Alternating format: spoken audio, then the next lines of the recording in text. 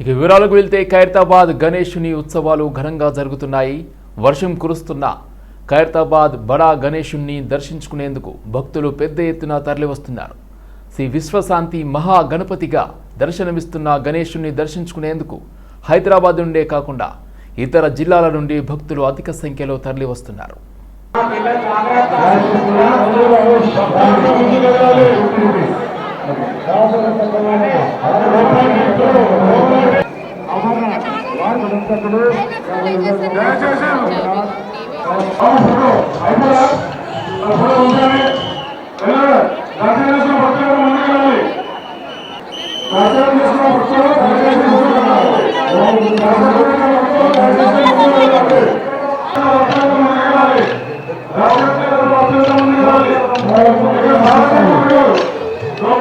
MLC కవితను BRS నుండి suspend చేయడంపై తెలంగాణ పీసీసీ అధ్యక్షుడు మహేష్ కుమార్ గౌడ్ స్పందించారు.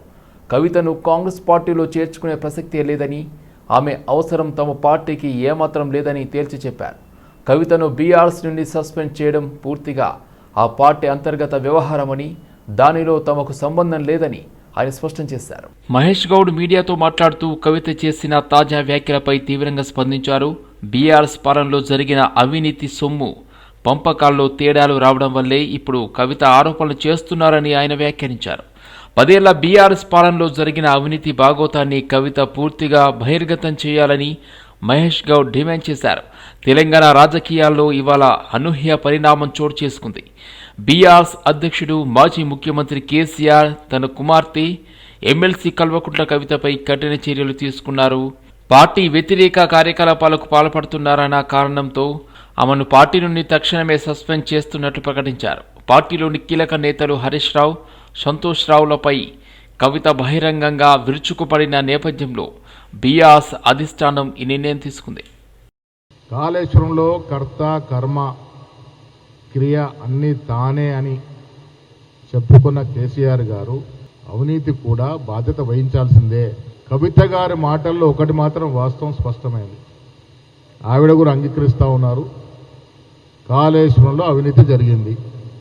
ఆవిడకి వాటాలు తెలియకపోవచ్చు. కేసీఆర్కి వచ్చిన వాటా ఎంత, హరీష్ రావుకి వచ్చిన వాటా ఎంత, కేటీఆర్కి వచ్చిన వాటా ఎంత, ఈమెకి ఏమైనా వాటా తక్కువ వస్తే వచ్చిండొచ్చు.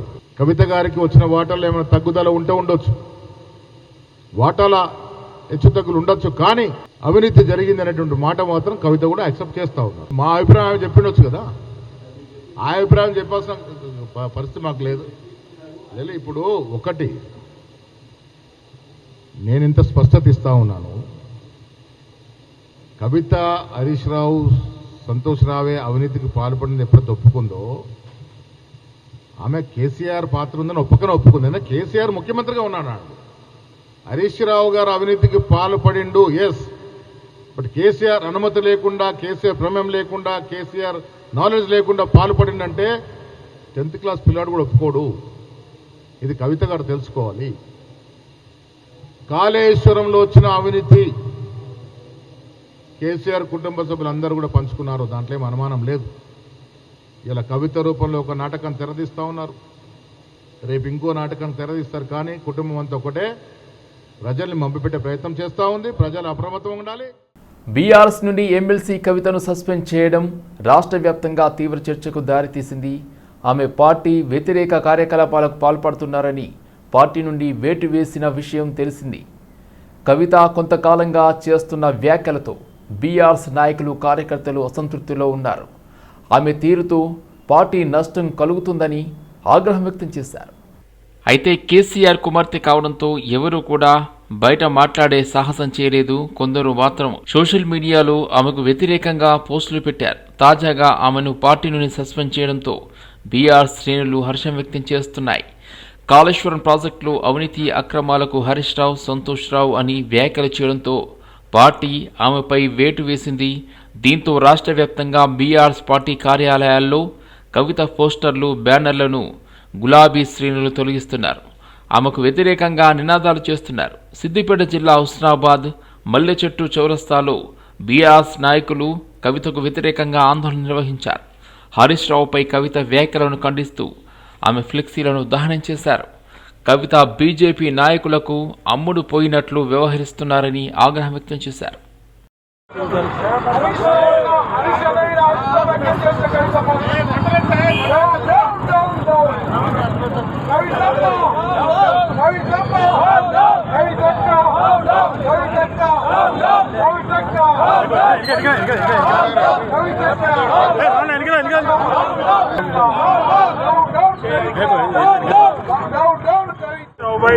అనుచిత వ్యాఖ్యలు చేసిన ఈ నిరసనగా ఇవాళ కవితక్క అస్థిబొమ్మ కాలవేయడం జరిగింది.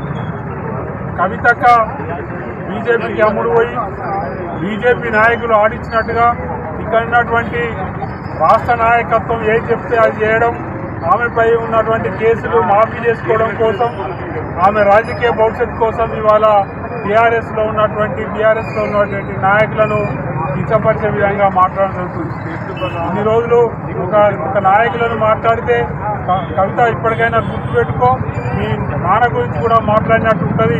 కాబట్టి పార్టీ అంటేనే కేసీఆర్ అంటేనే పార్టీ.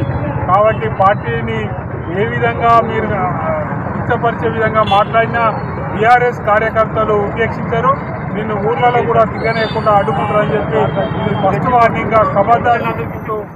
మహేశ్వరం బీజేపీలో గ్రూప్ తగాదాలు భగ్గుమన్నాయి. ఓ మార్వాడి వ్యక్తిపై దాడి చేశారు ఆర్కేపురం కార్పొరేటర్ భర్త ధీరజ్ రెడ్డి. మహేశ్వరమైనా ఆర్కేపురమైనా నా అనుమతి లేనిది బీజేపీలో ఏం జరుగుతుందంటూ హుకుం జారీ చేశారు. కార్పొరేటర్ శ్రీవాణి గారికి స్వాగతం పలికిన, స్పైసీ పొంగట పటాకీలు వేల్చిన, వినాయక చవితి శుభాకాంక్షలు అని చెప్పేసి ఫ్లెక్సులు పెట్టిపించిన కాలనీలో. నాకు తెలియని విషయం ఏంటంటే ధీరజ్ రెడ్డి గారికి శ్రీవాణి గారికి వడదని నాకు తెలియదు. పిలిపించి స్వాగతం పలికించినందుకు ఆర్కేపురం చరస్లో నాండచెల్లతో ధీరజ్ రెడ్డి గారు సొంతంగా వచ్చి కొట్టడం జరిగింది. మళ్ళీ ఆర్కే నన్ను కిడ్నాప్ చేసి ఆఫీసు తీసుకొని పోయి ఘోరంగా కొట్టడం జరిగింది. నేను తప్పు లేదు. పటాకీలు వేల్చినాక ఆఫీస్ తీసుకుపోయినాక మారోడని నీకెందుకురా రాజకీయాలు, నువ్వెవడరా వాళ్ళని విలువని అంటుండవు. ఇది ప్రజాస్వామ్యమా కాదా? కొడతాడా? ఇంట్లోనే గుండ రాజ్యం నడుస్తుందా లేకపోతే ఏమైనా ఇంకా ఏమైనా నడుస్తుందా? ఇది నేనని కాదు, ఇంతకుముందు చాలా మందిని ఇట్లనే కొట్టిండు. అంటే ఇది గుండా రాజ్యమా లేకపోతే మన వేరే రాజ్యం నడుస్తుందా? స్వతంత్రం లేదా మనకు? మారడం అయితే రాజకీయ ఏమన్నా స్వాగతం పలికద్దా? బీజేపీ పార్టీ అని స్వాగతం పలికినామని, బీజేపీ పార్టీ మీద ప్రేమ ఉందని పలికినా. నాకేం తెలుసు వాళ్ళ వ్యక్తిగతం వాళ్ళిద్దరికి కోట్లాట పంచాయతీలు ఉన్నాయని? నేనేం తప్పు చేయలే. పటాకీలు వేసినా స్వాగతం పలికినా. అది తప్ప అంటే వాళ్ళు కూడా వచ్చినప్పుడు, ధీరజ్ రెడ్డి గారు కూడా వచ్చినప్పుడు నేను పటాకీలు వేసినా స్వాగతం పలికినా, అది కూడా తప్పే కదా? అప్పుడు భారతీయ జనతా పార్టీనే కదా ఆమె కూడా. తప్పేమున్నా దాంట్లో? ఇంత ఘోరంగా కొట్టడం అవసరం లేదు. ఏదైనా ఉంటే సమస్య ఉంటే కూర్చొని కూడా మాట్లాడచ్చు. గుండా రాజ్యం కాదు. 10 మంది అనుచరులను గుండాలను తీసుకొని వచ్చి మీద దాడి చేసిండు అంటుండు, తగలు పెడతా, ఇల్లు గాలి చేస్తా అని చెప్పేసి. నేను కూడా ఇది కదా కాళేశ్వరం, ఇదే కదా కాళేశ్వరం అంటూ రంగనాయక సాగర్పై 100 మీటర్ల బ్యానర్ను ప్రదర్శించారు బీఆర్ శ్రేణులు. అటు చూడు కాళేశ్వరం నీళ్లు, ఇటు చూడు కాళేశ్వరం నీళ్లు అంటూ కాళేశ్వరం కట్టినందుక, రైతులకు నీళ్లు ఇచ్చినందుక సిబిఐ విచారణ అంటూ నినాదాలు చేశారు బీఆర్ శ్రేణులు.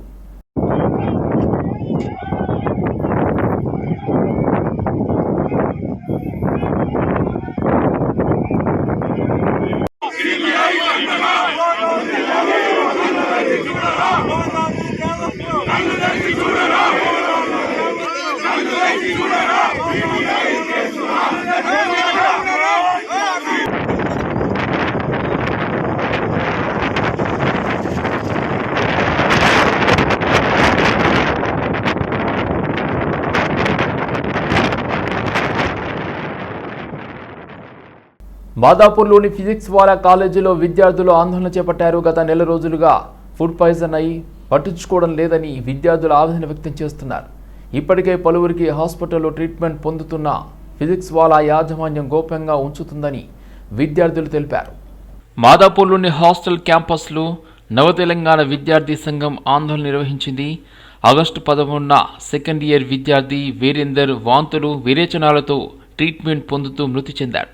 మహారాష్ట్రకు చెందిన విద్యార్థి వీరేందర్, మరో విద్యార్థి సూర్య సైతం సూసైడ్ చేసుకుని మృతి చెందారు. ఫుడ్లో జంతువుల దంతాలు వచ్చినా పట్టించుకోవడం లేదని విద్యార్థులు ఆవేదన వ్యక్తం చేశారు. ఫిజిక్స్ వాలా కాలేజీపై వెంటనే చర్యలు తీసుకోవాలని విద్యార్థులు, విద్యార్థి సంఘాలు డిమాండ్ చేస్తున్నాయి. ఒకరోజు వండిన ఆహారం మరో రోజు కూడా వడ్డిస్తున్నారు హాస్టల్ సిబ్బంది.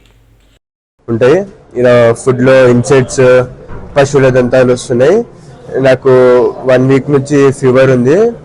లాస్ట్ రక్షాబంధన్ కన్నా ముందు 2 విద్యార్థులు చనిపోయినారు. ఇట్లానే ఒకరేమో సూసైడ్, ఇంకోటేమో డెంగ్యూ వల్ల. ఆ దోమలు కూడా వస్తాయి, క్లీన్నెస్ ఉండదు. వారు ఏమన్నారంటే మేము చేస్తాం ఈరోజు చేస్తాం రేపు చేస్తామని చెప్పారు, కానీ అంత సీరియస్ గా తీసుకోలేదు. అదే యావరేజ్ 250 to 270, 280 ఉంది. 3 lakhs ఉంది ఫీజు యావరేజ్ గా. నార్మల్ గా మేము స్టార్టింగ్ కాలేజ్ కి అడ్మిషన్ వచ్చినప్పుడు కూడా మాకు కాలేజ్ చూపించింది వేరే, ఇక్కడ ఉన్నది వేరే కాలేజ్.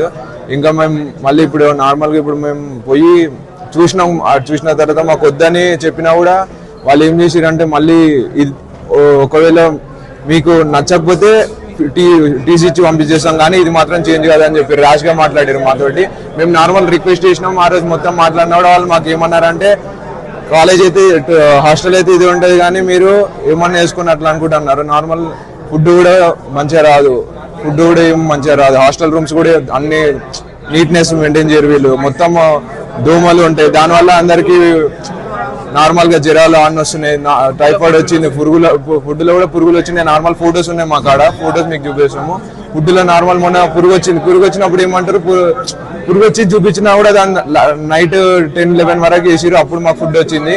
నార్మల్ ఇక్కడ ఏం ఫుడ్ కూడా అంత హైజీనిక్ ఉండదు. ఇక్కడ ఫుడ్ పెరుగు కూడా ఉంటుంది, నార్మల్ పెరుగు కూడా ఇట్లా ఓపెన్ చేసి పెడతారు వాళ్ళు పెరుగుని, అంటే హైజీనిక్ ఉండదు, ఏముండదు. కవరింగ్ కూడా ఏముండదు దానికి, నార్మల్ అంతే ఉంటుంది పెరుగు, అట్లా అన్ని అంతే ఉంటాయి. వికారాబాద్ జిల్లా పరిగిలో బీఆర్ఎస్ నాయకులు నిరసన చేపట్టారు. కాళేశ్వరం ప్రాజెక్టు అవినీతిపై విచారణను సిబిఐకి అప్పగించడంపై కేటీఆర్ ఇచ్చిన పిలుపు మేరకు బీఆర్ఎస్ శ్రేణులు ఆందోళన తెలిపారు.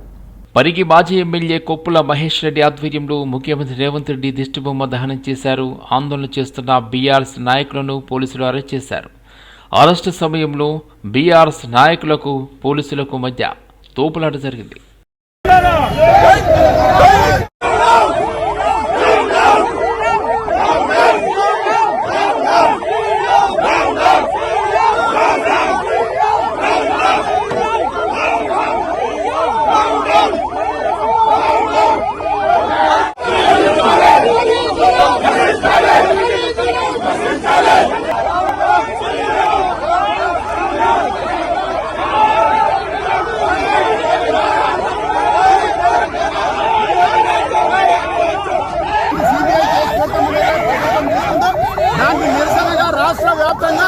పెద్ద ఎత్తున నిరసన జరుగుతున్న బీఆర్ఎస్ పార్టీ నాయకులు దీనికి తప్పకుండా కాంగ్రెస్ పార్టీ మూల్యం చెల్లించుకుంటుంది. రేవంత్ రెడ్డి ఖబర్దార్, మళ్ళొకసారి గుట్టగదులు ఉండవని. కాంగ్రెస్ పార్టీ ఎన్నికల మేనిఫెస్టోలో పెట్టిన విధంగా వ్యాయామ ఉపాధ్యాయ అధ్యాపకుల పోస్టులను తక్షణమే భర్తీ చేయాలని తెలంగాణ నిరుద్యోగుల private physical education teachers association demand చేసింది. ఈ పోస్టులను కాంట్రాక్ట్ పద్ధతి ద్వారా భర్తీ చేస్తామని ఇటీవల ముఖ్యమంత్రి రేవంత్ రెడ్డి ప్రకటించడాన్ని బషీర్బాగ్ ప్రెస్ క్లబ్లో ఏర్పాటు చేసిన సమావేశంలో సంఘం అధ్యక్షుడు మాదగోని సైదులు గౌడ్ ఖండించారు. రాష్ట్రంలోని ప్రభుత్వ పాఠశాలల్లో ప్రత్యేక డిఎస్సి ద్వారా రెగ్యులర్ పద్ధతి ద్వారా భర్తీ చేయాలని కోరారు. అరజీతం అర్ధాకలితో గురువులు అలమటిస్తుంటే ఒలింపిక్ పథకాల సాధన సాధ్యమా అని ప్రశ్నించారు. ఈరోజు ప్రతి పాఠశాల కళాశాలలో వ్యాయామోపాధ్యాయుడు ఉండాలి, నియమిస్తామని చెప్పి అన్నారు. కానీ దాన్ని కాంట్రాక్ట్ విధానం అనడాన్ని మేము వ్యతిరేకిస్తున్నాం. కాంట్రాక్ట్ విధానం వద్దు. ఇప్పటికే ఫిజికల్ ఎడ్యుకేషన్ కి చాలా అన్యాయం జరిగింది. ఇప్పుడు మోడల్ స్కూళ్ళలో కాంట్రాక్ట్ విధానం తీసుకున్నారు. కేజీబీలో చాలా తక్కువ జీతాలతో జరుగుతున్నది. ఇవాళ గవర్నమెంట్ స్కూళ్ళు రాష్ట్రంలో 4690 గవర్నమెంట్ స్కూళ్ళు ఉంటే అందులో వచ్చేసి ఒక 2800 మంది మాత్రమే పీటీలు పనిచేస్తున్నారు. ఇంకా వచ్చేసి 1870 స్కూళ్ళలో పీటీ లేరు హై స్కూళ్ళలో. వాటిని భర్తీ చేయాలి. వాటికి అందులో ఒక 170 పోస్టులకు మాత్రమే ఈరోజు పర్మిషన్ ఉన్నది, శాంక్షన్ ఉంది. 1700 హై స్కూళ్ళకు పీటీ పోస్ట్ శాంక్షన్ లేదు. వాటిని శాంక్షన్ చేయాలంటున్నాం. అదేవిధంగా 3000 అప్పర్ ప్రైమరీ స్కూళ్ళు ఉన్నాయి, వాటికి కూడా ఈరోజు శాంక్షన్ ఇవ్వాలి. ఇచ్చి ఒకేసారి 4700 పోస్టులకు రేపు డిఎస్సి ప్రత్యేక డిఎస్సి ప్రకటించి ఆ డిఎస్సి ద్వారా భర్తీ చేస్తే నీకు ఒలింపిక్ క్రీడల్లో పిల్లలు తయారు చేస్తాం. ఇక్కడ స్కూళ్ళలో పాఠశాలల్లో క్రీడల ఉపాధ్యాయుడు లేకుండా ఇక్కడ పిల్లల్ని గుర్తించడం లేకుండా ఒకేసారి డైరెక్ట్ ఒలింపిక్ క్రీడలు ఏ రకంగా సాధ్యమవుతుంది? ఒలింపిక్ క్రీడలకు వెళ్దాం అనుకున్నప్పుడు ఖచ్చితంగా ప్రతి పాఠశాల కళాశాల వాళ్ళు ఎన్నికల మేనిఫెస్టోలో 2023 అసెంబ్లీ ఎన్నికల మేనిఫెస్టోలో పేజీ నెంబర్ 22, 36 పేజీలలో స్పష్టంగా వాళ్ళే ప్రకటించడం జరిగింది. ప్రతి పాఠశాల, కళాశాల, యూనివర్సిటీలలో ఫిజికల్ ఎడ్యుకేషన్ ఉపాధ్యాయుని పోస్టు ఖచ్చితంగా పెడతామని చెప్పేసి ప్రకటించింది. వాళ్ళు ప్రకటించిన మాటను వాళ్ళే ఈరోజు విస్మరించి ఫిజికల్ ఎడ్యుకేషన్ అన్యాయం చేస్తారు. వినాయక చవితి సందర్భంగా అంబర్పేట్ డీడీ కాలనీ గణేష్ ఉత్సవ సమితి ఆధ్వర్యంలో ఘనంగా 6వ రోజు విశిష్ట పూజా కార్యక్రమాలు నిర్వహించారు. అసోసియేషన్ ప్రెసిడెంట్ మిరియాల రమేష్ యాదవ్ మాట్లాడుతూ గత 25 ఏళ్లుగా వినాయక విగ్రహాన్ని ఇక్కడ నిలబెడుతున్నామని, ఈరోజు అన్నప్రసాదం కార్యక్రమానికి సహకరించిన కాలనీవాసులకి, అసోసియేషన్ సభ్యులకి ధన్యవాదాలు తెలిపారు. మా కమిటీ సభ్యులందరం కలిసి అన్నప్రసాద కార్యక్రమాన్ని నిర్వహిస్తాము. అదేవిధంగా సామాజిక సేవలో కూడా ముందు ఉంటూ గత సంవత్సరం ఒక పాపకి ఎలక్ట్రికల్ వీల్ చైర్ అందించడం జరిగింది మా గణేష్ ఉత్సవ సమితి తరఫున డీడీ కాలనీ. అలాగే ఈ సంవత్సరం కూడా బాగంబర్పేటలో ఎవరైతే వ్యక్తి ఉన్నారో కరెంట్ షాక్తోని మృతి చెందడం జరిగింది. అది బాధాకరం. ఆ వ్యక్తికి కూడా మా మండపం తరఫున ఆర్థిక సహాయం అందించడం జరిగింది. అంగు ఆర్భాటాలకు పోకుండా సామాజిక సేవలో, సంఘ సేవలో ముందుంటూ ఆ స్వామివారి ఆశీస్సులు ఎల్లప్పుడూ మా మీద ఉంటాయని చెప్పి మేము కోరుకుంటూ, అదేవిధంగా అందరూ జాగ్రత్తగా ఈ గణనాథు వినాయక సాగర్ వైపు పంపించే క్రమంలో ఇదే విధంగా ఈ వినాయకుని విషయం వచ్చేసి డీడీ కాలనీ ప్రతి ఒక్కరు పేరున అందరూ వచ్చి స్వచ్ఛందంగా పాల్గొని ఇంత చందా ఇచ్చి ప్రతి ఒక్కరు సహకరిస్తారు. ఇక్కడ ప్రతి ఒక్క వ్యక్తి కూడా ఈ డీడీ కాలనీలో మంచి జరగాలని, మంచి ఉద్దేశంతో ఉండాలని పిల్లలందరికీ సహకరించడం జరుగుతుంది. ముఖ్యంగా చెప్పాలంటే ఈరోజు వినాయక చవితి అందరూ పిల్లలు అరుగు ఆర్భాటాలు కాకుండా అందరూ చేస్తున్నారు. కానీ ఈ కాలంలో ఏంటంటే కొన్ని కార్యక్రమాల్లో ప్రతి ఒక్కరికి అసంతృప్తి జరుగుతుంది. చిన్నపిల్లలకు తెలియక, వాళ్ళకి అవగాహన లేక షాక్ సర్క్యూట్ బాగా చనిపోవడము, వాళ్ళ పేరెంట్స్ చాలా బాధపడడం జరుగుతుంది. అలాంటివి కాకుండా ప్రతి ఒక్క వ్యక్తికి గణనాథుని ఈ యొక్క మండపానికి ఉన్న అధ్యక్షత అయితే ఎవరితో వహిస్తారో వాళ్ళు సూచన పహిస్తూ కార్యక్రమాలు మండపాన్ని కన్స్ట్రక్షన్ చేసిన మండపాన్ని వేసేటప్పుడు కానీ, స్టే చేసేటప్పుడు కానీ ప్రతి ఒక్క జాగ్రత్తలు తీసుకొని వాళ్ళు ముందుగా వాళ్ళకి ఎట్లాంటి ప్రాణాలు లేకుండా మంచి చూసుకోవాలని ప్రతి ఒక్కరు మేము కోరుకుంటున్నాం. అదేవిధంగా ఈ గణేష్ నిమజ్జనం, ఆవు వ్యవసాయం, పర్యావరణం, సేంద్రియ ఎరువులు మొదలైన దేశీయ శాస్త్రీయ అంశాలపై అవగాహనను పెంపొందించుకునేందుకు తెలంగాణ రాష్ట్ర స్థాయి గో విజ్ఞాన పరీక్షలు నిర్వహిస్తున్నట్లు లవ్ ఫర్ కౌ ఫౌండేషన్ వెల్లడించింది. ఈ మేరకు కింగ్కోటిలోని సంస్థ కార్యాలయంలో నిర్వహించిన సమావేశంలో ఫౌండేషన్ అధ్యక్షుడు జస్మత్ భాయ్ పటేల్ మాట్లాడుతూ, సెప్టెంబర్ 1 నుండి 25 వరకు మొదటి లెవెల్ పరీక్షను పాఠశాల, కళాశాల, గ్రామ స్థాయిలో నిర్వహిస్తున్నామన్నారు. పరీక్షా పత్రం 30 బహుళ ఐచ్ఛిక ప్రశ్నలు, గోమాత వ్యాసము ఉంటుందన్నారు. రెండవ లెవెల్ పరీక్షను జిల్లా స్థాయిలో సెప్టెంబర్ 20 నుండి 30 వరకు నిర్వహిస్తామని, 30 ప్రశ్నలతో పాటు వివరణాత్మక వ్యాసం ఉంటుందన్నారు. మూడవ లెవెల్ పరీక్ష రాష్ట్ర స్థాయిలో 40 ప్రశ్నలు, 2 వ్యాసాలతో తెలుగు, హిందీ, ఆంగ్లంలో ఉంటుందన్నారు. ఈ పరీక్షల్లో విజేతలకు మొదటి బహుమతిగా ₹1,00,000, రెండో బహుమతిగా 50,000, మూడో బహుమతిగా 25,000 నగదును విజేతలకు అందజేస్తామన్నారు. और इसमें तेलंगाना के सभी बच्चे लोग भाग ले सकते हैं, गौ माता के बारे में जान सकते हैं. और इसमें इनाम भी रखा है. फर्स्ट प्राइज 1 लाख है, सेकंड 50,000 है और 25,000 है. तो आज हमारे जो साहब थे यहाँ पर सुंदर रेड्डी साहब और हमारे डॉक्टर श्रीनिवास साहब और हमारे एसपी व्यास जी साथ में और सभी के गौ भगत का मेहनत से आज इतना बड़ा कार्यक्रम तेलंगाना में हो रहा है कि जो गौ माता को जानते हैं. गौ माता क्या है? तो गौ माता ये है, जब भगवान यहाँ पर पृथ्वी पे रावण का त्रास इतना बढ़ गया था, तब भगवान को पृथ्वी पे बुलाना बोले तो ब्रह्मा जी ने बोला भाई हम लोग तो बुला नहीं सकते, तो किसका सपोर्ट लेना है? तो बिना गौ माता के भगवान दर्शन नहीं देंगे. वैसी गौ माता आज किसको भी मालूम नहीं है और सब लोग गौ माता को भूल गए. और इसका जागरण के वास्ते आज अपन ये बुक छपा रहे हैं. और इसके अंदर कोई भी अगर डोनेशन देना चाह रहा है, डोनेशन का तो जरूरत पड़ेगी हर एक काम में, तो उनके लिए पीछे हम नाम भी लिख के देंगे. और इसमें 45 लाख से ज्यादा ये पुस्तक बनाना है, इसलिए डोनेशन जरूरत पड़ता है. तो हम सभी लोगों को बोलते हैं तो इसमें आप डोनेशन देके आपका कोई एडवर्टाइज दे सकते हैं और इसमें आगे बढ़िए. 2-wheeler మేకర్స్ హోండా హైదరాబాద్లో మార్కెట్లోకి తన 2 బైక్స్ CB125 హార్నెట్ అదేవిధంగా షైన్ 100 DXను తీసుకొచ్చింది. వీటిని కూకట్పల్లిలోని నెక్సాస్ మాల్లో ఆవిష్కరించింది. Shine 100 DX engine capacity 98.98 cc కాగా 65 కిలోమీటర్ల మైలేజ్ ఇస్తుంది. హార్నెట్ ధర 1,12,000 కాగా షైన్ 100 DX రూపాయలు 75,950 అని హోండా మోటార్స్ తెలిపింది. అండ్ CB125 అండ్ ఇప్పటికీ చూస్తే ఇప్పుడు మనకు అన్ని కేటగిరీస్ కస్టమర్లు సాటిస్ఫై చేయడానికి ఈ CB125 ఎస్పెషల్లీ యూత్ అట్రాక్ట్ చేయడానికి CB125 హార్నెట్ ఈరోజు ఇక్కడ లాంచ్ చేయడం జరిగింది హోండా వాళ్ళు. అండ్ దాని ప్రత్యేక ఫీచర్స్ ఏంటంటే CB125 హార్నెట్ చూసినట్టయితే మీకు ఈ సెగ్మెంట్లో వచ్చేసి ఫస్ట్ కైండ్ ఆఫ్ ఇది ఫీచర్స్ ఉన్నాయి. So one is first front USD front fork suspension and mono shock absorbers వెనకాల అండ్ కీ అండ్ ట్యాంక్ ఏంటంటే దాని ద్వారా ఫీల్ స్పోర్టీ లుక్స్ పెంచడానికి కీ అండ్ ట్యాంక్. సో ఇవన్నీ ప్లస్ మీరు చూసినట్టయితే ఇక్కడ 4 కలర్స్ అవైలబుల్ ఉన్నాయి CB125 Hornet and shine 100 DX లో కూడా కస్టమర్ల కోరిక అనుగుణంగా అందులో కూడా ఒక 4 టైప్స్ కలర్స్ ఇవ్వడం జరిగింది. సో దీని ద్వారా ఏంటంటే మరింత విస్తృతంగా వ్యాపించడానికి హోండా కస్టమర్ బేస్ని సో ఈ మోడల్స్ ఉపయోగపడతాయని నేను అనుకుంటున్నాను. పాత షైన్కి ఈ షైన్కి అన్ని 2 వచ్చేసి షైన్ బ్రాండ్లు అండి. పాత షైన్ ఇందులో చూస్తే కొంచెం స్టైలిష్. ఇప్పుడు మనకి ఏంటంటే కస్టమర్స్ డిఫరెంట్ కస్టమర్స్ ఉంటారు. సో అందరు కస్టమర్స్ కొందరికి స్టైల్ కావాలి, కొందరికి మైలేజ్ కావాలి. సో ఎవరికి ఏం కంఫర్టబుల్ ఉంటే వాళ్ళకి అనుకూలంగా ఈ కొత్త మోడల్స్ లాంచ్ చేయడం జరుగుతుంది. నాచారం PS పరిధిలో కరెంటు స్తంభం మీద పడి వ్యక్తి మృతి చెందాడు. మృతి చెందిన వ్యక్తి నాచారం కార్తికేయ నగర్కు చెందిన సాత్విక్గా గుర్తించారు పోలీసులు. సాఫ్ట్వేర్ ఇంజనీర్గా జాబ్ చేస్తున్న సాత్విక్ డివైడర్ మధ్యలో ఉన్న కరెంటు స్తంభం ఒక్కసారిగా విరిగిపడి రోడ్డుపై వెళ్తున్న సాత్విక్ పై పడి మృతి చెందాడు.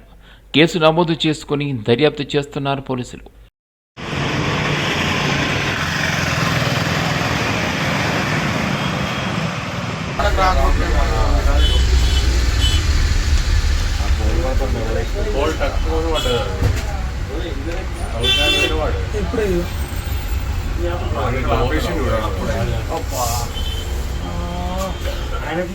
కుత్బుల్లాపూర్ దుండిగల్ PS పరిధి తాగుబోతుల అడ్డాగా మారింది. గండి మైసమ్మ చౌరస్తా. గండి మైసమ్మ రాజరాజేశ్వరి కాలనీలో ఉజ్వల బార్ పక్కన ఉన్న ఖాళీ ప్రదేశంలో తాగుబోతులతో ఇబ్బందులు పడుతున్నారు స్థానిక మహిళలు, విద్యార్థులు. ఎన్నిసార్లు ఫిర్యాదు చేసినా ఎక్సైజ్ అధికారులు మరియు పోలీసులు పట్టించుకోవడం లేదని స్థానికులు ఆరోపించారు. దీంతో అక్కడి స్థానికులు దుండిగల్ పోలీసులకు సమాచారం ఇచ్చారు.